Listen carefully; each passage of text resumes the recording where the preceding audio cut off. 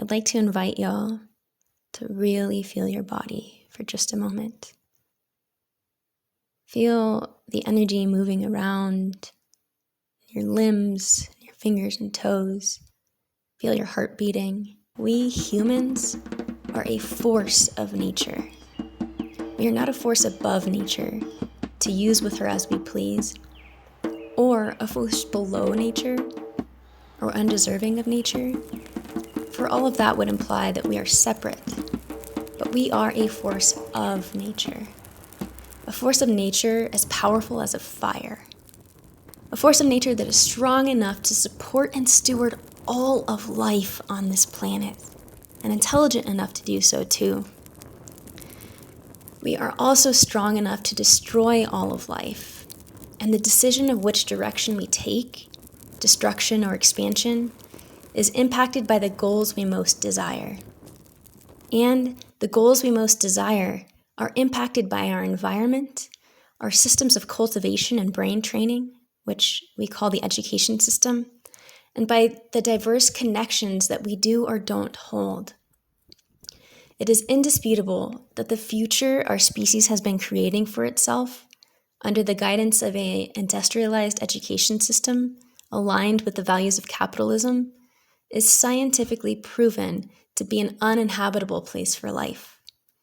With world issues of hate crimes, genocide, racism, ageism, ableism, sexism, oppression of gender identity and expression, oppression of bodies, deteriorating mental health, polarization, war, species extinction, poisoning of water supply, soil degradation, ineffective food distribution and housing, ravenous wildfires, and the threatening death of our entire living planet in the near future, humanity is needing a spacious and supportive way to develop into full capacity in order to rise up to the cries and feedback from the larger earth and community systems that we live within and are members of. Our education systems are not and have not been effective in raising morally aware and creatively empowered humans who recognize their diverse connection to these pressing issues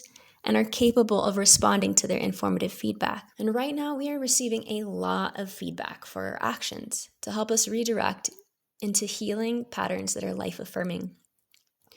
We are receiving feedback from our communities that we are lacking the skills to live in harmony with our diverse community and ecosystems.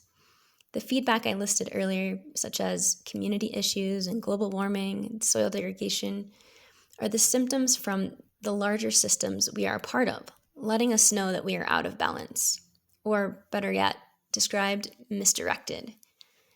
When we look into what's causing these disruptions, which at first glance might seem like an unrelated series of unfortunate events, we begin to recognize that it is us humans as a collective force that are impacting our world this way. This also means that we have the ability to impact the environment and our communities in impactful and life-affirming ways, if given the tools to develop into healthy community and ecology members. I also think the answer to fixing these issues is much easier than it sounds, because what I have learned from system science is, once you fix one element of a system, the rest falls into place naturally. I posit that a crucial place for infiltrating the systems of erosion that are deteriorating life on our planet and harming our relationships with one another is in our model for education, or the term I prefer to use is cultivation.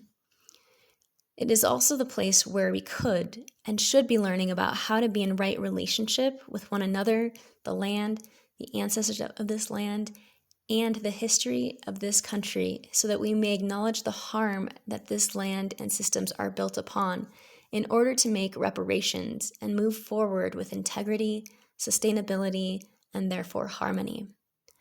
I also challenge the idea that early childhood education, and maybe even middle school education, makes one smarter. In fact, I argue that it does just the opposite. Forcing rigorous and conceptual, far-removed education prior to the right stage of human development stunts their development and crushes their innate ability to learn through curiosity, and therefore crushes the desire to learn, grow, and evolve. And a step further, it crushes the spirit, which inherently knows how to grow and it knows the way forward. This is the evolution that we are. I'll also add that right now is a perfect time in our planetary existence to make this big shift in educational paradigms. Because the system is already disturbed with the impact of COVID, families have already had to find a new normal for their kids.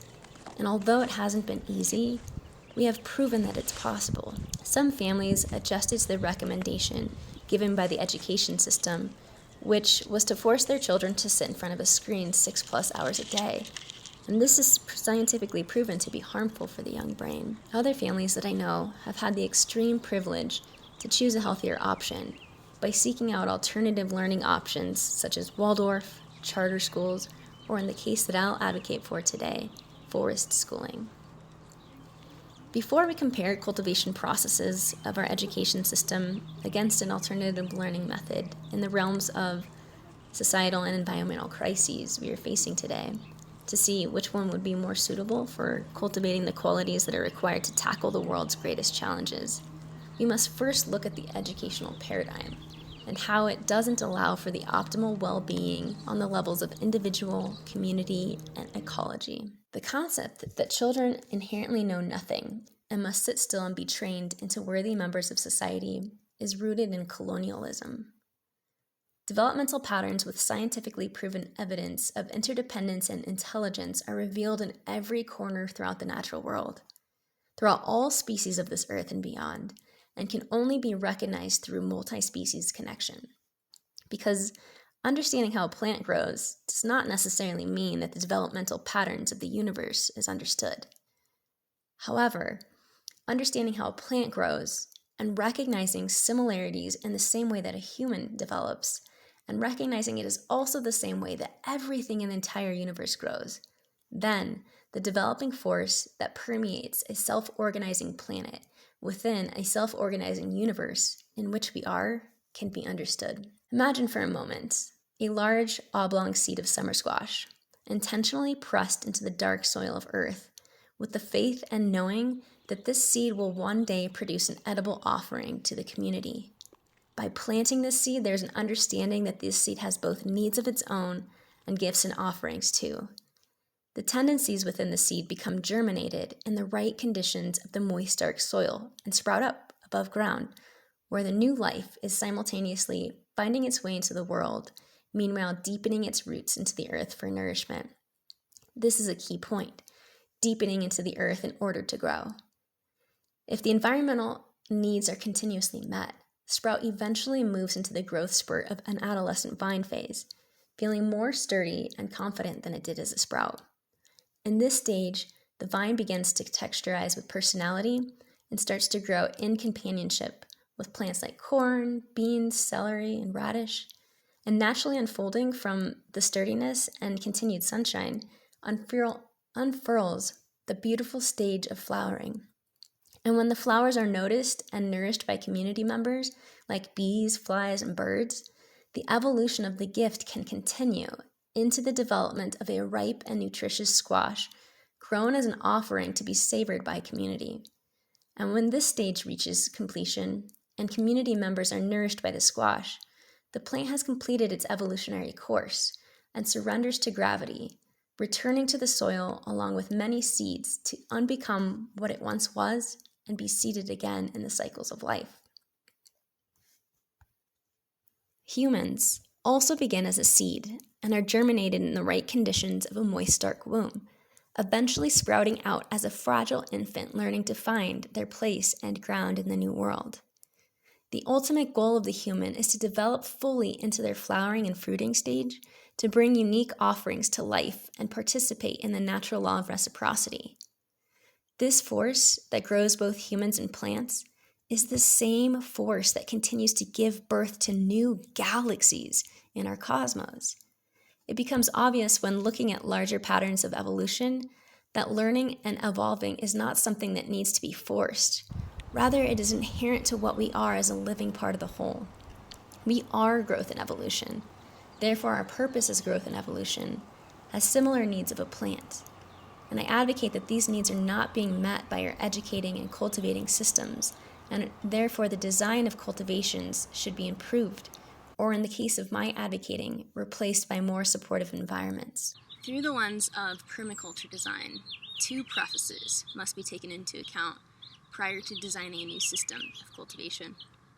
First, the system must recognize that it is built within and interconnected to other systems and must be compatible with, supportive of, and sustained by the larger systems it is embedded into, such as carbon and water cycles. The second preface that must be taken into account when building a cultivation system is the crops that are being cultivated. And it is equally important to understand and meet the unique and diverse needs of the community of crops that will be served by the system, and recognizing that all beings have a different plant tag that lists their different needs along with their different gifts and the needs for developing those gifts.